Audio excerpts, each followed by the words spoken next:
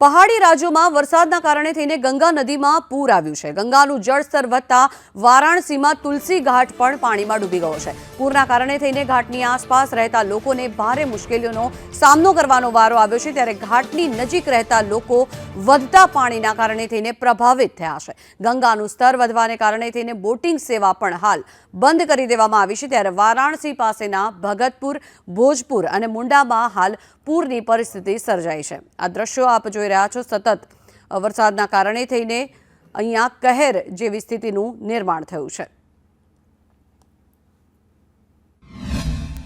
अभी जैसा कि श्रावण और भाद्रपद विशेष रूप से श्रावण और भादों में विशेष रूप से गंगा जी का जलस्तर बहुत बड़ा होता है, तो अभी पिछले 2 बार गंगा जी बढ़ी और उसके बाद फिर से जलस्तर कम नहीं हुआ, लेकिन अभी फिर से जो गंगा जी का जलस्तर बढ़ा हुआ है, तो इससे कहीं ना कहीं घाट किनारे के जो लोग हैं वो विशेष रूप से प्रभावित हैं इस बाढ़ के चलते, जिससे कि नाव भी नहीं चल पा रही हैं और काफ़ी सारे मंदिर हैं, विशिष्ट मंदिर हैं, पुराने मंदिर हैं जो कि घाट के किनारे पे हैं, वो सब डूब गए हैं। दिक्कत हो रही है, बहुत सारी परेशानियां हैं, लेकिन पहले से बहुत राहत है।